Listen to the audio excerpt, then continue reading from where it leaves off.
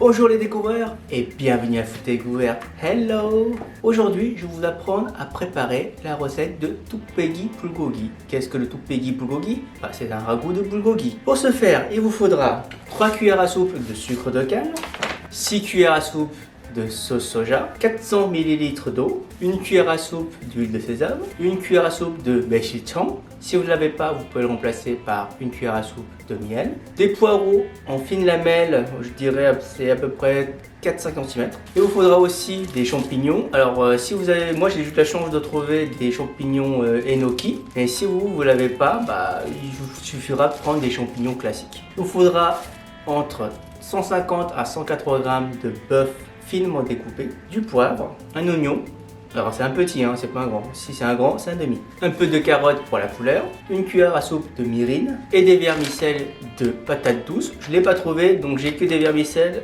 de riz. C'est je vais conserver. Passons à la préparation. Alors nous allons couper quelques bouts de carotte.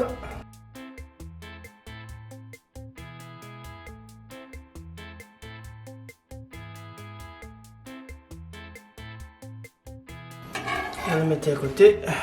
Pareil pour les oignons, vous coupez. Vous allez prendre votre viande et vous allez l'introduire.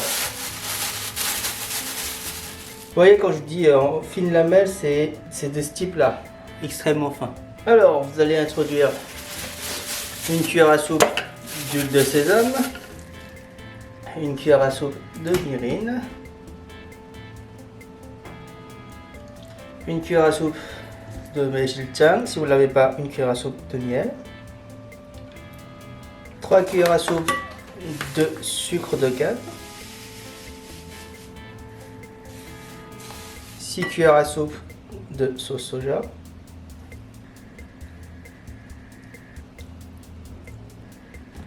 vous allez mélanger bien en séparant la viande, parce qu'il ne faut pas que ça soit en une espèce de mélange, il faut que ça soit bien détaché une par une.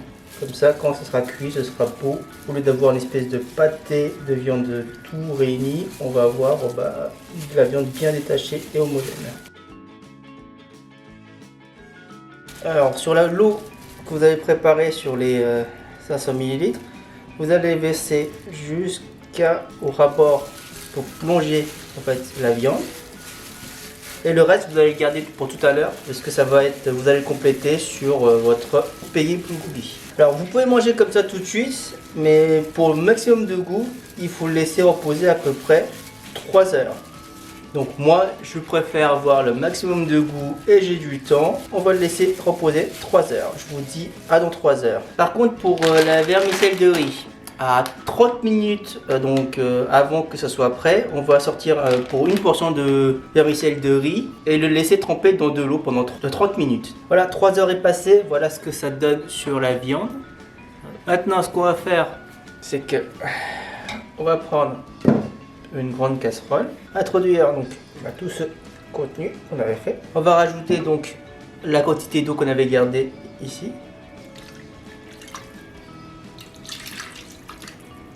Allumer le feu à feu maximum et le laisser bouillir.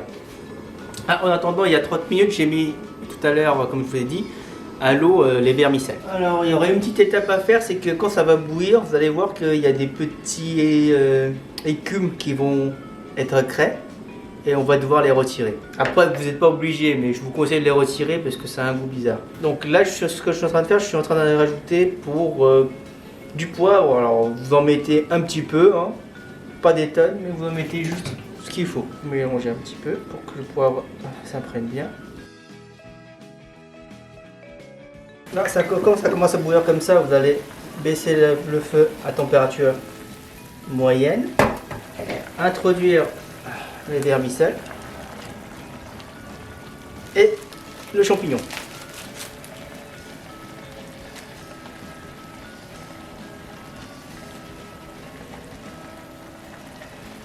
Et vous fermez le couvercle un petit instant.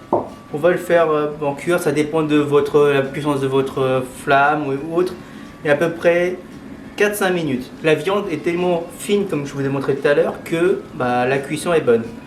Celle-là, c'est pour, on va dire, faire cuire les pâtes. Bon, alors on va vérifier si les pâtes sont bonnes, parce que c'est les pâtes qui vont nous poser problème. Et ils sont pas cuites. Et comme vous pouvez voir, il n'y a pas beaucoup d'eau. Bah, ce que vous faites, c'est simple, vous rajoutez un peu d'eau.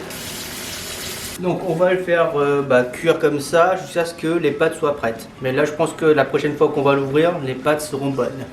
A tout à l'heure. On va voir si les pâtes sont prêtes. Bah, c'est bon, les pâtes sont bonnes. On va éteindre. Voilà, le plat est prêt. Ça donne ceci dans un plat.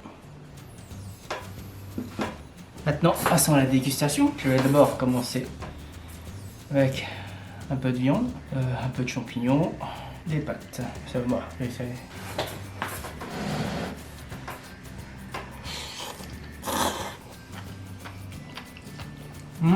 Ah, c'est délicieux.